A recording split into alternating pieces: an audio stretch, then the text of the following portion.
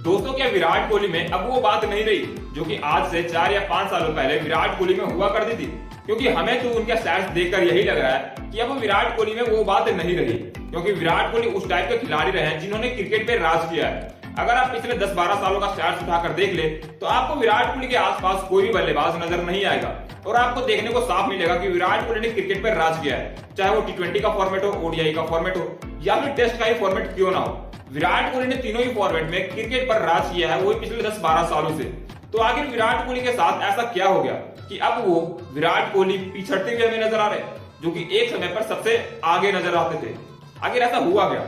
आखिर विराट कोहली के पीछे की ये वजह क्या है कि आज वो फेव 4 के मामले में सबसे पीछे पहुंच गए, जबकि एक समय पर फेव 4 के मामले में विराट कोहली इतने आगे थे कि उनके आसपास भी कोई बल्लेबाज नजर नहीं आता था, चाहे जो रूट हो, स्टीव स्मिथ हो या फिर केन विलियमसन ही क्यों ना हो। ये तीनों ही बल्लेबाज विराट कोहली के आसपास भी नजर नहीं आते थे अगर 5 साल पहले का स्टैट्स देख ले तो इससे तो एक बात क्लियर है कि अब विराट कोहली में वो बात नहीं रही है।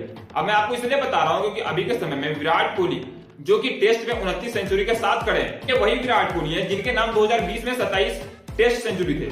वहीं जो रूट जो कि फेव 4 में शामिल है, उनके नाम 2020 में मात्र 17 टेस्ट सेंचुरी थे। लेकिन वही अभी के टाइम में 2024 में उनके नाम 33 सेंचुरी हो चुके हैं। ऑलमोस्ट उन्होंने टेस्ट में अपनी सेंचुरी को डबल कर लिया है, मतलब 17 से सीधे वो 33 पे पहुंच गए हैं। जबकि विराट कोहली के नाम 27 से 29 हुए हैं। वहीं केन विलियमसन के नाम भी 2020 में 21 सेंचुरी थे और अभी के समय में उनके नाम भी 32 सेंचुरी है। तो आप इस बात से अंदाजा लगा सकते हो कि विराट कोहली इन चारों में कितने पीछे रह गए। मतलब अगर इन तीनों के साथ उनका कंपेयर किया जाए तो विराट कोहली के नाम मात्र 4 सालों में 2 सेंचुरी आई है। लेकिन वहीं अगर दूसरे प्लेयर्स की बात करें जो कि फेव 4 में शामिल है, चाहे वो रूट हो, स्टीव स्मिथ हो या फिर केन विलियमसन हो। स्टीव स्मिथ के नाम अगर देखा जाए तो उन्होंने 10 से 11 सेंचुरी ठोके, वहीं विलियमसन के नाम भी 11 सेंचुरी है। वहीं जो रूट जो कि 17 सेंचुरी के साथ 2020 में खड़े थे, अब उनके नाम 33 सेंचुरी हो चुके हैं, यानी कि उन्होंने 4 सालों में 16 शतक ठोक दिए हैं। इससे क्या क्लियर हो रहा है? इससे तो यही क्लियर हो रहा है कि इन चारों में विराट कोहली काफी पीछे रह गए हैं। लेकिन इसके पीछे की वजह क्या है? तो मैं बता दूं आपको कि इसके पीछे की वजह खुद विराट कोहली है। क्योंकि विराट कोहली ने आपने नोटिस किया होगा कि पिछले 5 सालों से बेहद ही कम मैचेस खेले, चाहे वो लॉकडाउन का पीरियड हो या फिर उनके बाद का ही सीरीज क्यों ना हो। विराट कोहली ने मैचेस खेलना काफी कम कर दिए हैं और विराट कोहली ज्यादातर अब रेस्ट पर नजर आते हैं, जो कि हमें हर 1-2 सीरीज के बाद देखने को मिलता है कि विराट कोहली अगला सीरीज नहीं खेल रहे हैं और वो रेस्ट पर चले गए।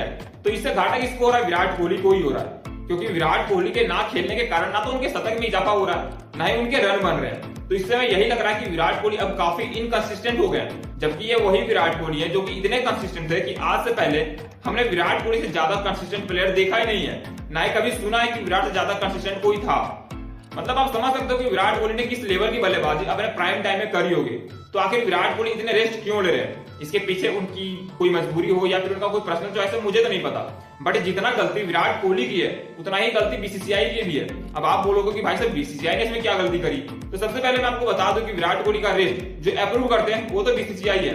वहीं जो विराट कोहली का फेवरेट फॉर्मेट है ओडीआई, अब आपने नोटिस करा होगा कि ओडीआई फॉर्मेट को बहुत ही कम तवज्जो दिया जाता है और ओडीआई फॉर्मेट अब बेहद ही कम खेला जाता है। मतलब साल 2024 में भारतीय टीम ने मात्र 3 ओडीआई मैच खेले हैं। अब आप समझ सकते हो कि ओडीआई का लेवल कितना नीचे आ गया है। अब कोई भी देश ओडीआई क्रिकेट खेलना ही नहीं चाहता। आपने एक चीज नोटिस करा होगा कि भारतीय टीम ज्यादातर T20 मैचेस खेल रही है या फिर टेस्ट मैचेस खेल रही है। हालांकि T20 तो हमें हर महीने देखने को मिल ही रहा है, लेकिन ओडीआई फॉर्मेट हमें धीरे धीरे गायब होता हुआ नजर आ रहा है। अब इसके पीछे की वजह साफ है, बीसीसीआई।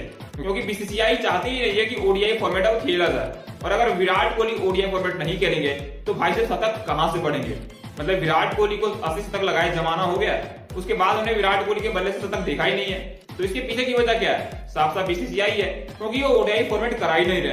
और हम सबको पता है कि विराट कोहली का फेवरेट फॉर्मेट जो है वो ओडीआई है, क्योंकि विराट कोहली के नाम ओडीआई में 50 सेंचुरी है और 50 सेंचुरी का आंकड़ा ओडीआई में विराट कोहली के अलावा किसी के नाम नहीं है। तो आप समझ सकते हो कि विराट कोहली का फेवरेट जो फॉर्मेट है वो ओडीआई है और बीसीसीआई ने ओडीआई फॉर्मेट खिलवाना बंद कर दिया है। इससे नुकसान विराट कोहली को ही हो रहा है, क्योंकि विराट कोहली का जो फेवरेट फॉर्मेट है अब उसमें मैच होते नहीं है, तो विराट कोहली के बल्ले से रन निकलते भी नहीं है और ना ही उनके बल्ले से हमें शतक देखने को मिलने लगा था, जिसकी हमें आदत हो चुकी है।